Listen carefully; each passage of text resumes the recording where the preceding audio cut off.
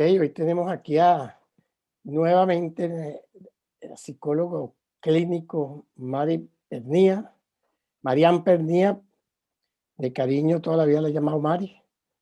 Mari está en Londres, ella está, yo aquí amaneciendo, ella por allá ya a punto de dormir, se quedó despierta un poco más para conversar con nosotros. Vamos a conversar con Mari hoy, quien es psicoterapeuta de una larga experiencia en trabajo con familia, con pareja y bastante actividad ha tenido con esto de la violencia intrafamiliar, violencia doméstica. Vamos a ver de qué se trata cuando estamos hablando de esto, porque a veces pensamos, Mario, yo estaba pensando aquí y conversando con Riva hace rato, de que cuando hablamos de la violencia doméstica, lo primero que nos imaginamos es un hombre dándole golpe a una mujer. Es como entender un poco que esto va mucho más allá, ¿no? Va mucho más allá, Ujú. que esa no es la única manera, ni el único caso de violencia doméstica. Pero bueno, te dejo la palabra para que seas tú la que nos empiece a conversar y a explicar este tema tan interesante. Adelante, María. Gracias, gracias Gerardo. Bueno, encantada de estar aquí. Gracias Gerardo por la invitación y gracias a quienes nos acompañan y están acá presentes para hablar un poco sobre este tema. La idea es que podamos intercambiar ideas. Quiero contarles un poquito mi experiencia, cómo fue que yo llegué a conectarme con este tema y contarles un poco lo que yo pensaba antes de trabajar con esto. Yo me formé como psicólogo y psicoterapeuta en Venezuela y llego a Londres en el año 2000.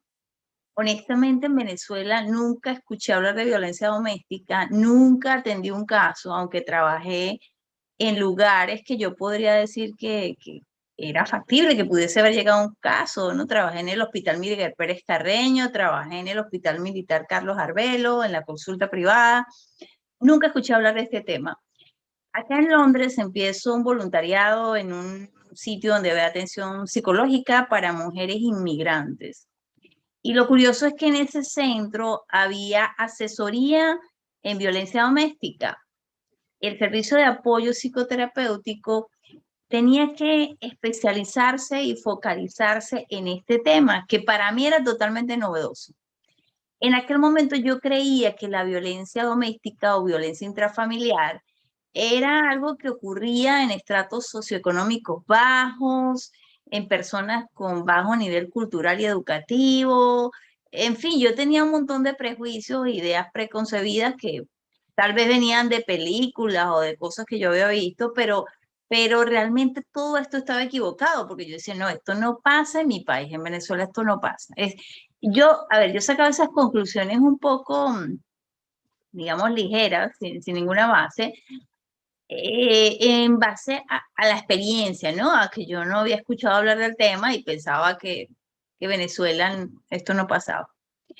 Me empiezo a encontrar con mujeres de Bolivia, de Ecuador, de muchos países de Latinoamérica que venían y empezaban a recibir asesoría, y uno de los pasos después de recibir la asesoría era pasar por el servicio de atención psicológica.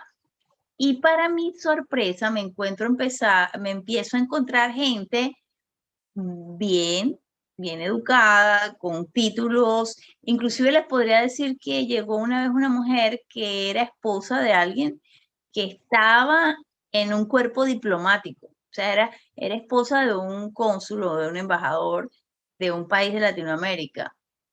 Empiezo a encontrarme gente, por ejemplo, una mujer que vino a colocar la denuncia y que se fue a vivir al refugio, era esposa de un catedrático, de un hombre que daba clase en la universidad. Entonces me di cuenta que esos prejuicios del nivel educativo y del estatus socioeconómico eran totalmente errados, y que la violencia podía estar en cualquier ámbito. A nivel, no había discriminación de nacionalidades, de edades, de nivel educativo, de nivel socioeconómico, para nada. Eso es una cosa que les cuento de mi propia experiencia. Bueno, empecé a formarme y a trabajar con este tema, Y ya entrando en el concepto de lo que es la violencia doméstica o violencia intrafamiliar, algo que ustedes se deben imaginar, pero es que esto siempre ha existido, siempre. Y nosotros podemos encontrar a lo largo de la historia cosas que hacían los romanos, cosas que pasaban en Grecia, cosas que no tenían el concepto de violencia doméstica o violencia intrafamiliar, pero que eran aceptadas y normalizadas. Y que aún hoy, en nuestra época actual, hay países en los que sabemos que se le casa a una niña de 9 o 10 años con un hombre de 40 o de 50, o de que pudiesen existir prácticas que realmente son inconcebibles, pero bueno, que son normales en algunas culturas, en la India, estas cosas que pasan y que para nosotros quizás resulten aberrantes, pero para ellos es normal, ¿no? Cuando una mujer es infiel y, por ejemplo, le caen a latigazos, este tipo de cosas. Y fíjense que irónicamente, no sé si lo sabían, pero ¿por qué se celebra el Día de la Mujer? El Día de la Mujer es en honor a unas mujeres que fueron prácticamente masacradas, porque ellas murieron protestando por unos derechos laborales en Estados Unidos y la fábrica fue incendiada mientras ellas protestaban, ¿no? Entonces, luego se conmemora esa fecha, pero esa fecha tiene que ver con una lucha, con un esfuerzo que estaban haciendo esas mujeres.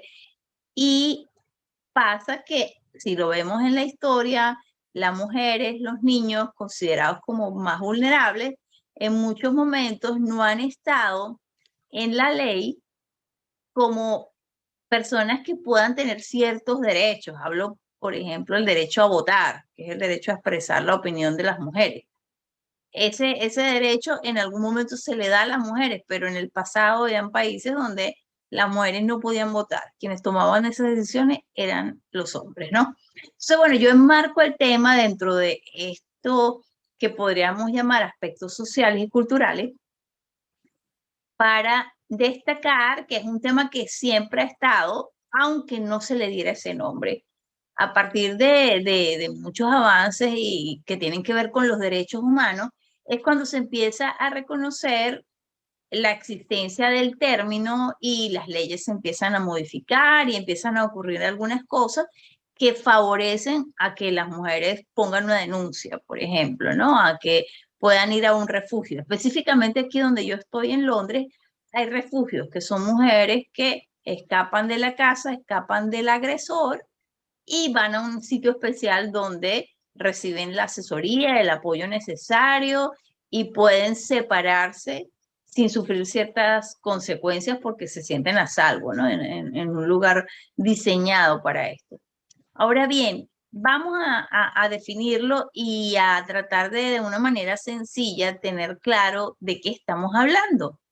Cuando hablamos de violencia doméstica o violencia intrafamiliar, estamos hablando de un tipo de abuso. Y el abuso tiene muchos matices, es decir, muchas formas. El abuso puede ser desde el abuso físico, que es el que quizás todos identificamos de manera rápida, como lo que decía Gerardo, cuando te imaginas que alguien le está cayendo a golpes, sobre todo a una mujer, pero hay formas de violencia que son diferentes o mucho más sutiles, ¿no? Por ejemplo, la violencia financiera, que es una persona que, supongamos que es una relación de pareja, y el hombre es el que ejerce el control financiero y esta mujer le tiene que dar el salario, él es quien decide cómo se gasta el dinero, por ejemplo. Hay violencia sexual, que es cuando las relaciones sexuales son forzadas u obligadas. Y claro, ¿qué ocurre? Que nosotros podemos pensar, bueno, en la violencia psicológica incluye muchísimos tipos de conductas, amenazas, degradación, insultos, palabras ofensivas. Y ahí entramos nosotros en el sentido de lo que tiene que ver con la palabra. La palabra puede ser súper poderosa para sanar, pero también para dañar. Y les cuento que yo me he encontrado con mujeres a las que les han caído a golpes y de repente ya el hombre no las golpea, pero las insulta y llegan y me dicen, prefiero que me pegue. Estas palabras hirientes me hacen más daño.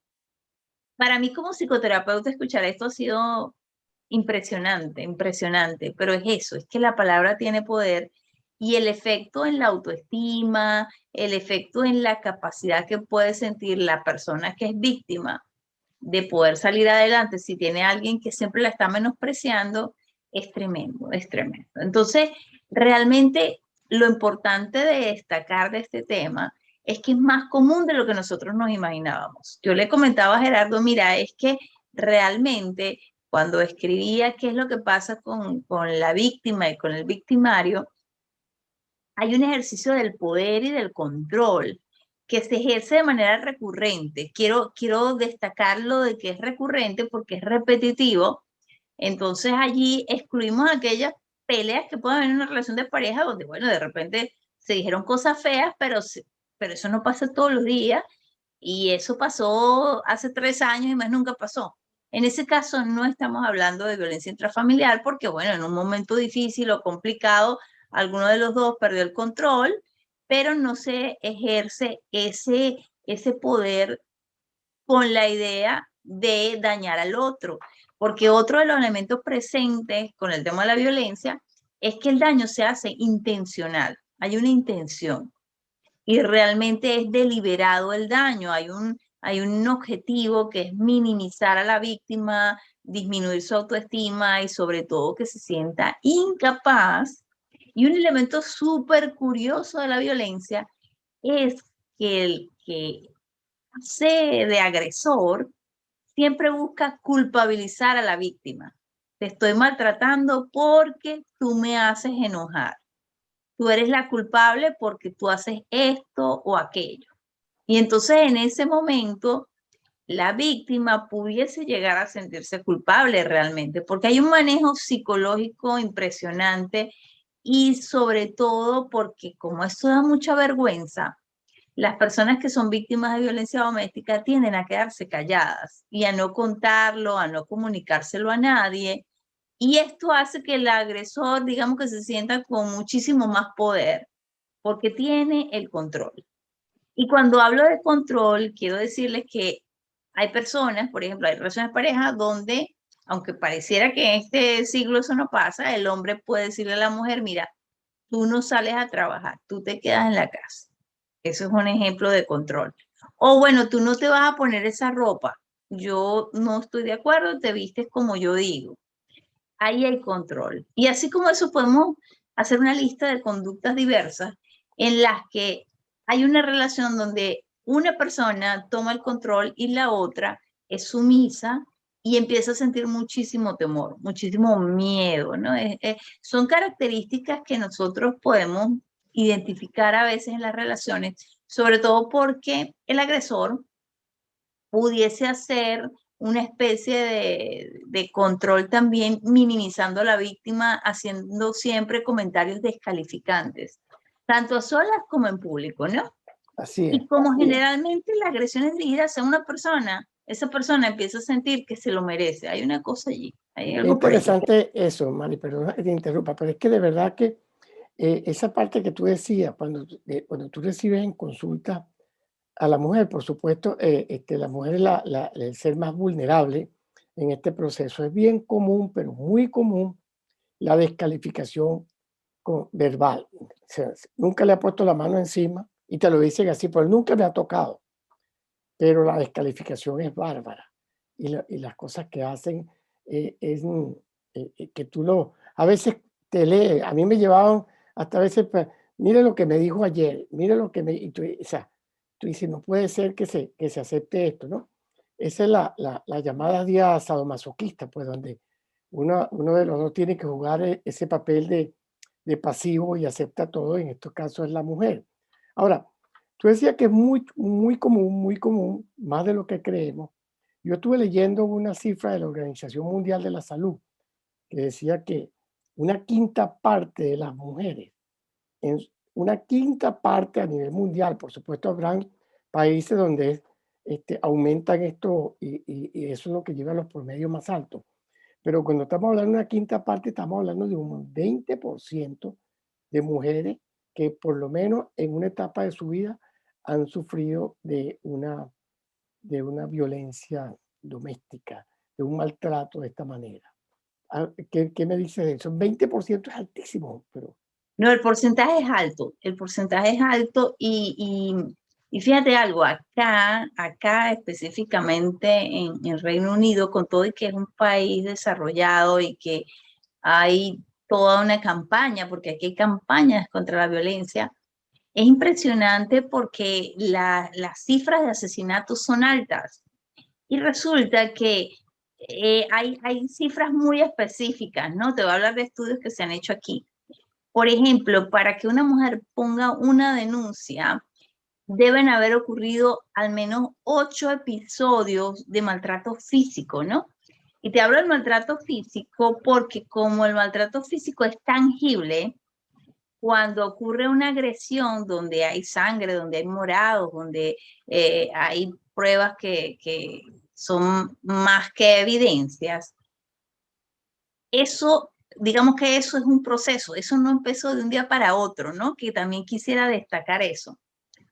Yendo a los números, cuando alguna mujer es asesinada en manos de su cónyuge o su pareja, pues acá enseguida se activan agrupaciones que defienden los derechos de las mujeres y hay todo un movimiento al respecto. Entonces, una de las frases que se usaba en esta campaña es que la violencia doméstica mata. Y se usan frases bien fuertes porque muchas de las mujeres que están en estos procesos resulta que sienten tanto miedo y piensan que el hombre va a cambiar, que por eso no hacen los pasos necesarios para separarse del agresor. Entonces, ese 20% que tú estás comentando es una cifra a nivel mundial. Y como lo comentabas, depende de los países. Hay índices mucho más altos en los países en los que esto es naturalizado, o sea, la cultura machista, sobre todo países de Sudamérica, en México, las cifras son muchísimo más altas. No manejo cifras de Venezuela, pero sí de una forma u otra pudiera decir que en ese promedio que tú señalas, en esa estadística, realmente yo lo he visto y lo he comprobado, porque cuando se abre el tema y cuando se dan charlas de sensibilización y cuando se hacen actividades, surgen más casos de lo que uno pudiese imaginar y las personas cuando reciben la información es cuando sienten que tienen la herramienta o empiezan a hablar del tema y eso, si hay un grupo, por ejemplo, y una mujer se anima a dar su testimonio, esto hace que otras se sientan animadas también a hacerlo, ¿no? Y claro, ¿a dónde voy? Aquí que la estadística es alta, que hay todo un movimiento y sensibilización inclusive en la policía. Por ejemplo, si una mujer va a poner una denuncia, entonces la colocan separada, tratan de que quien tome la denuncia sea una mujer. O sea, hay toda una cantidad de procedimientos diseñados y las estadísticas son altas, van por ese 20%. No me quiero imaginar en un país donde no hay ese respaldo a nivel legal y donde una mujer va a poner la denuncia y el que la atiende le dice, no, eso es un problema con su marido, vaya y los resuelva y no le da la importancia que estos problemas tienen, ¿no? Porque generalmente esos casos que se hacen famosos son casos que a veces la persona involucrada tiene cierta relevancia a nivel social y se atreve a poner la denuncia y se atreve a hacerlo público y entonces eso genera un impacto, ¿no? Porque han habido casos así. Hay un caso que en alguna vez leí que es una mujer en Colombia que ella era modelo, que era muy bella y cuando el marido la desfiguró prácticamente, ella se atrevió a tomarse fotos con el rostro desfigurado, a publicarla, a después denunciar que fue a 5 o 6 hospitales donde no la atendían porque el marido era una persona muy adinerada y cómo trataron de encubrir al agresor, ¿no? Por razones económicas, por el poder que este hombre representaba en Colombia. Es un caso de hace muchísimos años. Pero así como eso podemos encontrar en muchos Muchísimo, lugares muchísimo, seguro. y es muy fuerte, es muy fuerte.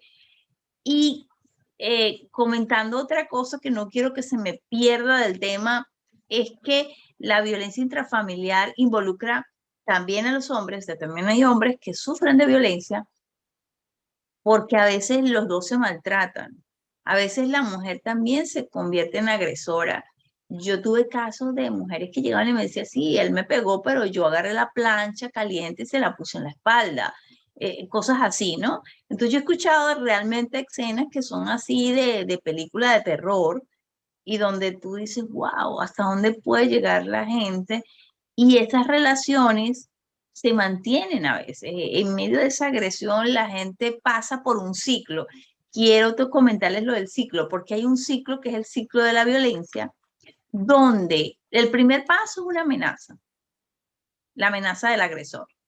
El segundo paso es que se da el acto, es decir, que viene la golpiza, o vienen los insultos, o vienen las peleas, o viene el tú no sales de la casa y se encierra a la persona y no se deja salir.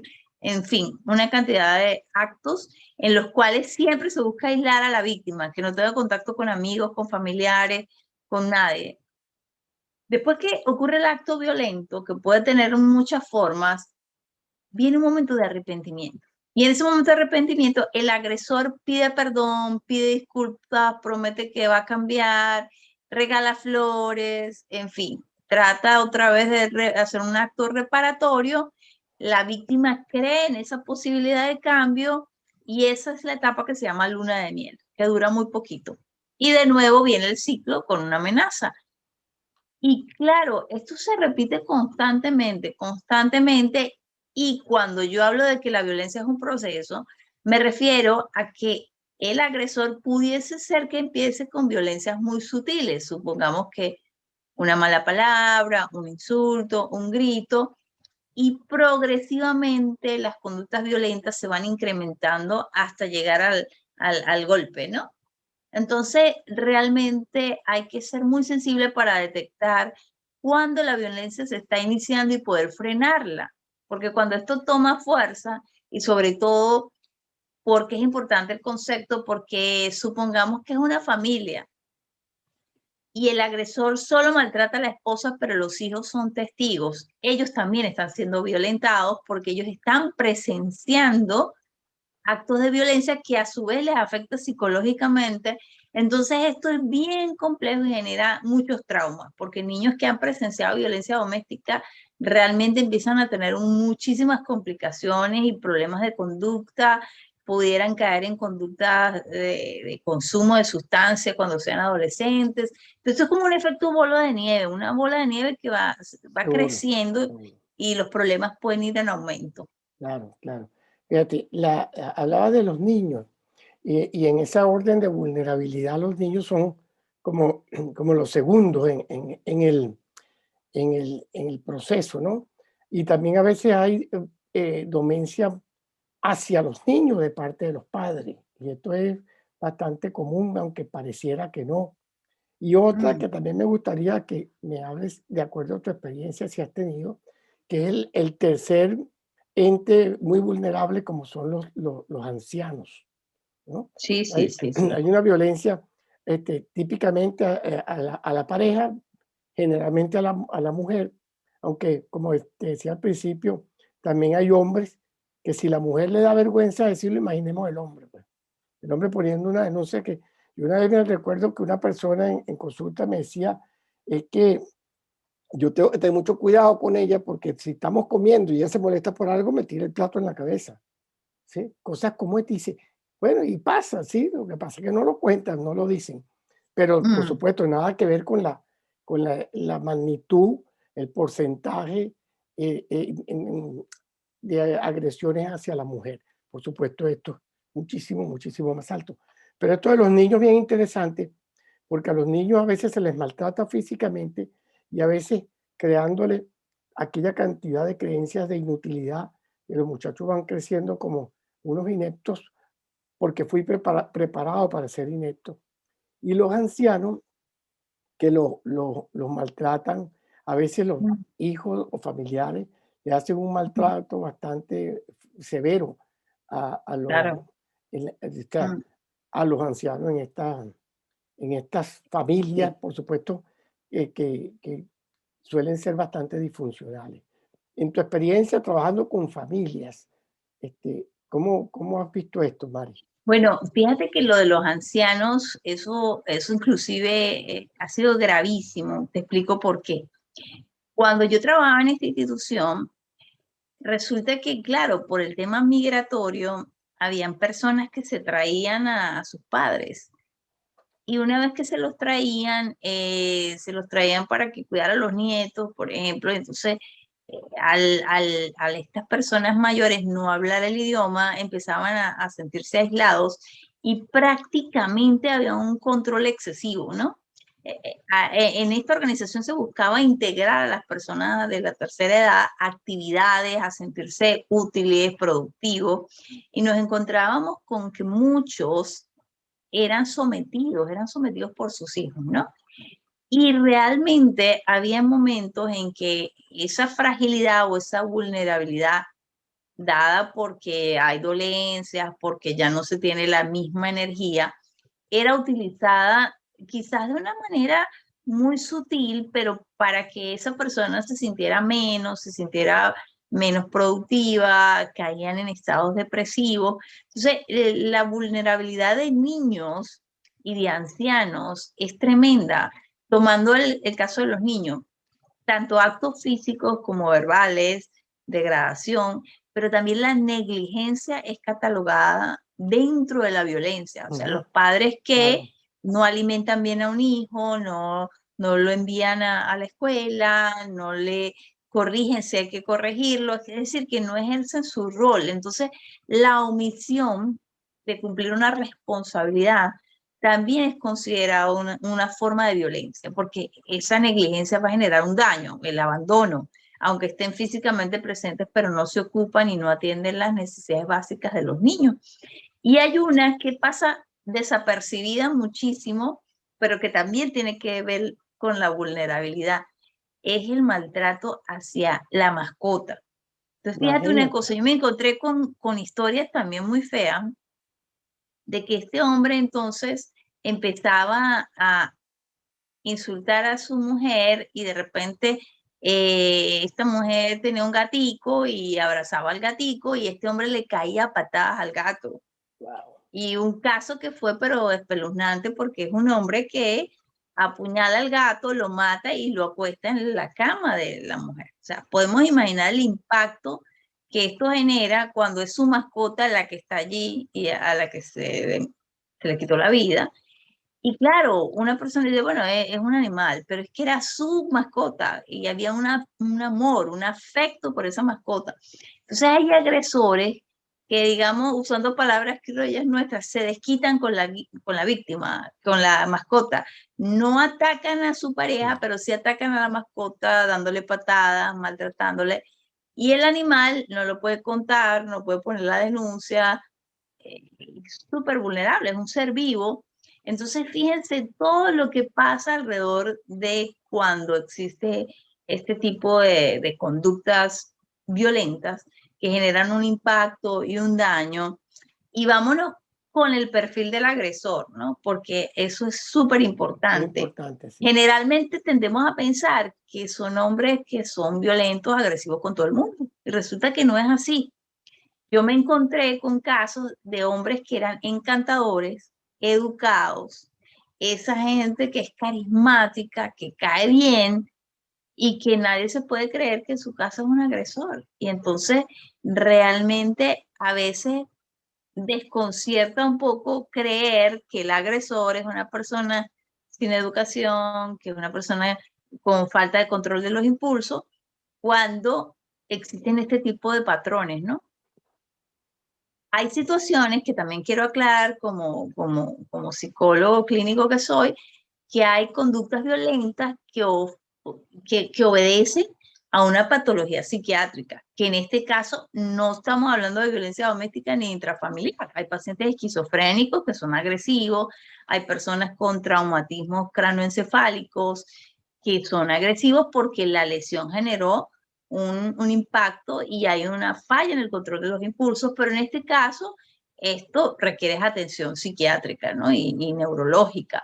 En estos casos no hablamos de violencia porque hay un componente diferente, pero también a veces hay agresión que es producto del consumo de sustancias del consumo de alcohol excesivo. Entonces, en este caso hay un químico que está facilitando el proceso agresivo y esta persona pudiese tornarse violenta cuando está tomada o bajo el efecto de cocaína, por ejemplo, ¿no? Entonces, es muy importante cuando nosotros observamos que esta situación se da, ver qué hay detrás, ¿no? Porque pudiese ser que la persona necesita un tratamiento y al tener el tratamiento indicado, las conductas violentas disminuyan. Pero hay otros casos en los que no, en los que la conducta de control y poder es deliberada, está instaurada y realmente en estos casos resulta suma importancia detectarla a tiempo para que las víctimas no estén condenadas a sufrir por mucho tiempo de este tipo de situación que genera un impacto en la familia tremendo, cuando la familia debería ser un lugar de disfrute, de compartir, de apoyo, se convierte prácticamente en un infierno, ¿no? Sí, también, también hay un perfil psicológico del que acepta el maltrato, ¿no?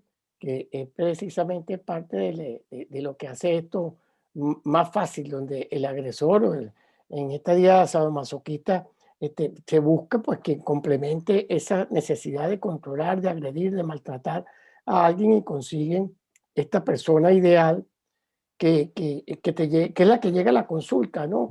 Es la que dice, cuando ya ha aguantado mucho y a veces es sorprendente cómo llegan justificando al agresor, cómo llegan diciendo es que yo fui de verdad que tuve la culpa porque yo hice esto que a él no le gusta, o lo que pasa es que él tiene una historia en su familia y van justificando y no son capaces de entender que y trabajar su mismo proceso. Tienen probablemente una autoestima baja, una historia familiar muy dura, unas creencias muy limitantes donde para ellos en su casa a lo mejor vivieron todo esto, eso es normal Mm. que el hombre en estos casos tenga el control del poder y maltrate porque esa es parte de lo que aprendió en su vida y no lo ve de otra manera. Sí, Solo mira, quería agregar a sí, lo que tú dijiste. adelante. Yo leí un libro que se llama Las mujeres que aman demasiado, ¿no? Ajá, Y este libro es tremendo porque describe algunas cosas que se dan en la infancia de mujeres que han sido víctimas de violencia doméstica, como por ejemplo mujeres que en la infancia presenciaron escenas de alcoholismo, que tenían un padre alcohólico, una mamá sumisa. Entonces a veces son patrones que se repiten y sobre todo que hay una tendencia a ser como esa mujer que cree que con su bondad o con su generosidad va a transformar al otro y lo va a sí, cambiar. sí, Hay un tema también muy importante con la religión, con el tema de que el matrimonio es para toda la vida, con el aguante, con las creencias que vienen de los padres. Bueno, este es un tema súper amplio. Pero sí, me encantaría escucharlos a los que quieran participar, leer las nos preguntas que han dice, escrito por allí. sí, nos dice Evelyn.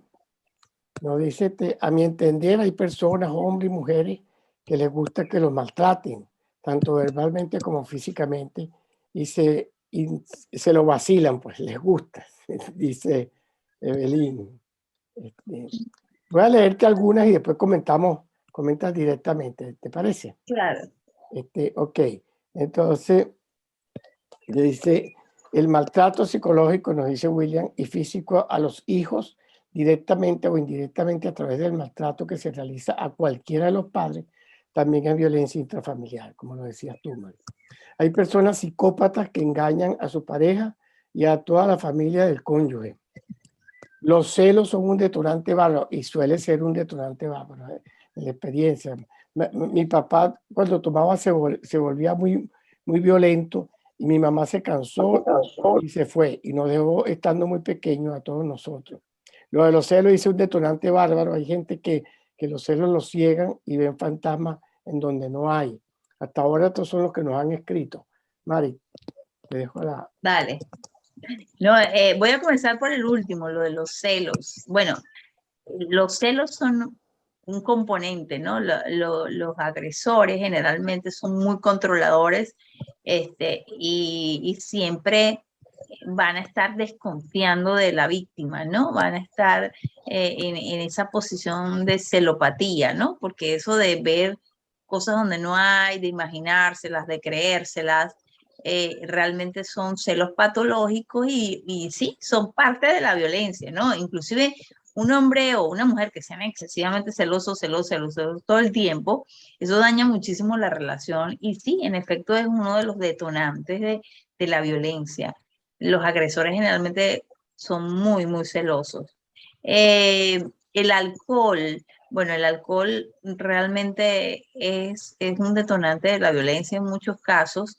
Hay personas que pudieran tener, imagínense eso, ya la predisposición, venir de un hogar donde se normalizaba la violencia y si le agregamos a que ese adulto es alcohólico o consume con frecuencia, cuando está bajo el efecto del alcohol, la persona no puede pensar con claridad, puede perder el control de los impulsos y pueden haber mayores episodios de violencia cuando el alcohol forma parte de este cóctel de situaciones, ¿no? Sumándole todos los detonantes que puedan existir en una relación. Lo de el maltrato a los abuelos y a los niños, cómo manejarlo en el núcleo familiar. A ver, yo creo que lo más importante es la conciencia que puede existir, a qué le llamamos violencia y cómo evitarla. Y sobre todo en los casos extremos, tiene que haber un distanciamiento y tienen que haber medidas donde intervenga, si es posible, la policía. Digo si es posible porque, bueno, yo sé que en Venezuela el tema de la ley es como algo bien complejo, pero realmente la protección a los niños debe ser muy importante y debe prevalecer. O sea, de hecho, por ejemplo, en este país los derechos de los niños o de los ancianos están por encima de los derechos de los adultos porque son considerados más vulnerables. Entonces, si se puede hacer uso de la ley, hacer uso de la ley. Y si hay alguien que pueda tomar el rol de cuidador, por ejemplo, si son niños que están siendo maltratados, lo más importante es ese aislamiento de situaciones de violencia porque esto genera un daño bastante grande. ¿Cómo identificar a una persona violenta y cómo podemos protegernos? Bueno, las señales vienen como les decía, por gritos. Por ejemplo, se está iniciando un noviazgo, una relación de pareja, y se empiezan a notar estos celos patológicos, ese control excesivo de que aunque las personas no están conviviendo juntas, estoy pendiente de con quién sales, de que me expliques todo, de que me cuentes todo, de eso ya es un indicador del control, ¿no? Entonces, lo más importante es estar alerta de que cuando la relación es tóxica, y hay algunas cosas que nos generan incomodidad, tomar distancia, es lo mejor, ¿no? Y si ya existe la relación violenta, realmente yo diría que para que exista un cambio en una relación donde hay violencia, tiene que haber terapia para ambos, o sea, para la mujer y para el hombre, porque es que realmente una mujer que se acostumbra y que se adapta y que tolera, también tiene que trabajar qué le está pasando, qué está pasando con su autoestima, ¿no? Entonces tiene que haber un abordaje muy completo para poder decir que esta pareja pudiese funcionar de una manera Sí. armónica. Fíjate, a veces ese, por supuesto, ese es el trabajo ideal, pero con Mm, muchísima frecuencia pasa que el agresor no quiere ir a la consulta. claro. Yo no Mm, necesito psicólogo, yo puedo resolver esto. Y entonces eso hace más difícil, pero sin embargo siempre se puede trabajar por lo menos con la víctima y llevarlo a que tome acciones, a que haga cosas y si le toca a separarse y abandonar la relación, pues le tocará, porque a veces ese es el único camino que les queda. A veces es muy difícil, pues, pero ninguna persona tiene una pareja para cuidarla y ser su psicoterapeuta o su pera de boxeo. Y a veces eso es lo que hacen. claro. Este de que hay personas psicópatas que engañan a su pareja y a toda la familia, sí, o sea, realmente la psicopatía es la mentira fluida, es la ausencia de remordimiento y una persona psicópata es altamente peligrosa. O sea, hay gente que mata, ¿no? Como le digo, hay asesinatos. Entonces, realmente hay que salir corriendo. O sea, de una psicopatía, ahí sí les diría que no hay posibilidades realmente de cambio, porque estas personas no sienten remordimiento y esto Para es nada, súper grave. para nada, para nada, Para porque nada, el psicópata, no, él nunca va a aceptar que tiene un problema, para empezar por ahí. Él no tiene ningún claro. problema. Y el otro comentario que fue el primero de que hay gente que le gusta que la maltraten y se lo vacilan, no les gusta, pues ahí hay un problema gravísimo, ¿no? En términos comunes, lo que llamamos el masoquismo, ¿no? O sea, ¿cómo te va a gustar que te maltraten? Pero también, ahí no sé si han escuchado esas frases así como de que, bueno, si me celas porque me quiere, ¿Sabes? si Tal tal cosa, cual. entonces a veces son frases muy pesadas, pero de las cuales la gente se apropia y cree que eso es amor. Entonces, nada más desconectado del amor que el maltrato. Pero hay personas que por la infancia que tuvieron pudieron haber hecho esta relación entre el amor, los golpes, me quiere y bueno, ahí aguanto y me lo dijo mi mamá que el matrimonio era para toda la vida y quedarse ahí. Yo diría que si lo disfrutan es grave, o sea, es grave. ¿Qué está pasando con esas personas que disfrutan el maltrato? Por ahí hay otro comentario al final que decía que las leyes no protegen siempre a las mujeres y bueno, eso pues desafortunadamente son años y años de lucha para que exista esa igualdad, ¿no? Pero sí, o sea, muchísimas veces las mujeres estamos en desventaja, es lamentable, pero seguiremos en esa lucha para poder hacer valer.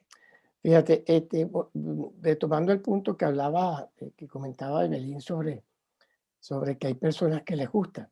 Sí, definitivamente es una gran minoría, es una cuestión muy mínima. Por lo general, el que está siendo maltratado, que es como consecuencia de todos sus problemas, su historia de vida, sus creencias, sus miedos, sufre y sufre mucho. No saben cómo defenderse. No es muy común que la persona disfrute de esto. Obviamente, hay de todas, pero ya un caso bien patológico, como tú lo decías, Mario. Mira, dale la palabra a Belín para que explique lo de Ignacio y la gata loca, porque no sé cuál es Ah, Ignacio y la ya, ya, gata ya. loca. Ya la recuerdo, Evelyn, puedes explicarla, te escuchamos. Explícalo porque de verdad no, ella dijo que yo no vi Ignacio y la gata loca, pues no lo vi. Cuéntanos, Evelyn. Hola, no, es que había una comiquita que la gatica le daba golpe a un ladrillo a Ignacio y Ignacio enamorado de su gata loca. Eso había maltrato, ahí no hay maltrato, ahí hay maltrato, ¿no? Sí, claro. Ajá, y la película esa, Las 50 sombras de Grey. Ahí no hay maltrato sexual, pues a la tipa le encantaba que el muchacho le hiciera de todo, pero maltratadita. Claro. Una pregunta. Claro. Una pregunta. Pregunte. ¿No sería factible que en esta época hubiera materia en las escuelas donde se hablara para cada edad que eso no es normal? Aunque eso influya en las familias, pues porque a lo mejor las madres no van a querer, los padres no van a querer. Pero yo creo que el mundo tiene que cambiar de alguna manera. Y fíjate, yo vi un programa de Boris Izaguirre que lo pasa en el canal en España, donde una actriz famosa, María Jiménez, el tipo la estuvo maltratando como por 20 años. Ella puso la denuncia cuando ya tenía tiempo y el juez absolvió al tipo porque había prescrito el tiempo, con testigos, con una cantidad de pruebas. Entonces hay mucho machismo en cuanto a las leyes porque muchas fueron escritas por hombres y eso no es de nosotras, eso es ancestral. Entonces yo creo que nosotros las mujeres deberíamos, y perdonen a los hombres porque yo respeto a los hombres, yo tuve un padre maravilloso que me respetó. Entonces es enseñarle a la gente que hay cosas que, tanto mujeres como hombres, que hay cosas que no se deben aceptar, porque ¿a dónde va? Todas esas violencias que uno ve es producto de eso, de la casa, y después de leyes que lo apoyan. Entonces, no sé, pero deberemos de cambiar algunas cosas. En la escuela dejó de pasarse la materia moral y cívica, pasan materias que realmente no son relevantes para el ser humano, pero esa parte social, de alguna manera hay que retomarla. No sé si me pasé.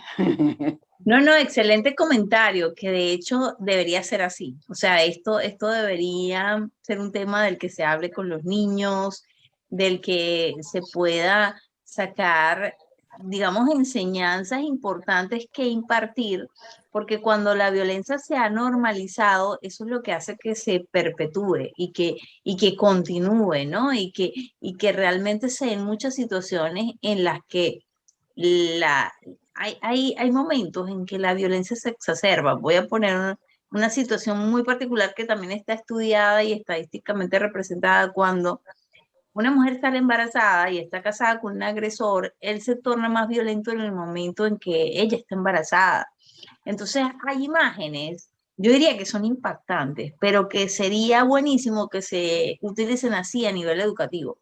Para mí, ver fotos de una mujer embarazada con morados en el vientre, para mí, por ejemplo, eso fue una cosa que me generó un shock tremendo, ¿no?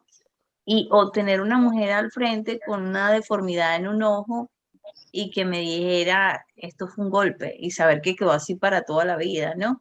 Entonces, realmente es un tema del que hay que hablar, del que hay que sensibilizar tanto a niñas como a niños, sobre todo para que cuando ellos crezcan puedan detectar y puedan alejarse de situaciones en las que se puedan ver involucrados, donde la violencia esté involucrada y que no es solamente, porque eso hay que destacarlo a nivel de pareja, sino que, como lo he dicho, ocurre padres a hijos, de los hijos hacia los padres cuando estos padres son mayores. Puede ocurrir entre amigos que conviven juntos, que no tienen una relación de pareja, sino que deciden convivir porque están estudiando en el mismo lugar, y alguno de los amigos empieza a ser agresivo con el otro y lo empieza a manipular. Y hay personas que son muy sensibles. Yo he tenido en la consulta personas que han sido víctimas de bullying en la escuela, por ejemplo, de acoso escolar. Y entonces cuando son adultos llegan y consiguen un amigo maltratador que también los manipula, que trata de salirse con las suyas y que al darse cuenta que el otro es vulnerable se aprovecha de esa condición. Entonces yo apoyo su comentario, señora Rima, de que hay que buscar la manera de que estos temas empiecen a estar presentes desde la niñez y haya ese estado de alerta, de darse cuenta y de podernos estar como que muy sensibilizados con que esto no debe ocurrir. Y si alguien necesita el apoyo, podérselo dar, decirle, mira, eso es violencia, eso se llama violencia. No es que no quiere que salgas a trabajar porque es bueno y quiere que estés en la casa y no quieres que corra peligro. No, es que no quieres que tenga tu propio dinero, no quieres que tengas independencia o no te dejas salir porque no quiere que tengas amigos. Entonces hay muchas conductas que si sumamos todas ellas son ejercicio del poder y del control. Totalmente. Si pierdo control, pierdo la posibilidad. Y ese es el juego, de eso se trata. Ahí. Gracias. Ginés, ibas a decir, adelante. Sí, Ginés, bueno, me pareció muy interesante el comentario de la señora Rima, porque yo he sido una activista por los derechos de la mujer por un par de años hasta ahora, y he trabajado en varios países en ese tema, y he aprendido mucho al respecto. Y yo creo que las experiencias más contrastantes han sido cuando fui a España, a trabajar en España en este tema, y trabajando en Sydney en el tema. Y la diferencia más grande que yo noté es que entre más fuerte las mujeres gritan, entre más fuerte el movimiento se vuelve, entre más las mujeres deciden que van a hablar, se van a meter al público, van a poner la conversación sobre la mesa, el gobierno es como más receptivos. En España empezamos un proyecto en Madrid, ahorita está en Plan Internacional, tiene un proyecto para exactamente lo que dice la señora Rima, que es conversar con los chicos, conversar con las chicas, desde muy pequeños. Sí, pero cuando tratamos de poner ese proyecto aquí en Sydney, el gobierno nos dijo que no. ¿Cómo se llama? School... sorry, me acabo de despertar y tengo todo vuelto loco, pero yo estuve en una reunión con la gente que está encargada del currículum del colegio y nos dijeron que no van a cambiar el currículum, que el currículum está hecho, de que ellos ya tienen programas, de que bla, bla, bla, bla, bla. Y nuestra conclusión fue que las mujeres no tienen esa misma voz alta, ellas no salen a la calle a protestar, ellas no tienen esa voz en las redes sociales, no tienen la misma presencia que es lo que el gobierno escucha. Así que si lo que queremos es introducir esto en los colegios, tenemos que gritar más alto.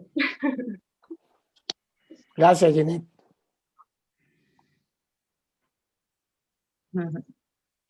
Un comentario, Mari, sobre esta última. No, excelente, excelente. Tengo la mano levantada. Ok, adelante, William. Que de lo que decía la señora a los niños sobre el maltrato, hay muchos temas de la vida que hay que comenzarlo desde la infancia. Hay muchos tabúes todavía y en todos los países hasta del primer mundo. Y lamentablemente, como acaba de decir la chica que habló, que en Sydney, siendo Australia un país que es del primer mundo, todavía existen demasiados tabúes y no le da importancia a temas que realmente son importantes. Y me da tristeza porque cuando yo estudié ciencia, a mí lo que me daban de psicología era una tontería, o sea, aprender ese término que yo no sé, que nunca me sirvieron para nada, e incluso en mi carrera como médico, yo vi no sé cuántas psiquiatrías y no sé cuántas psicologías, y entonces era aprender el término de qué es un psicópata, qué es o sea, todos esos términos, pero que en la práctica eso no sirve para nada.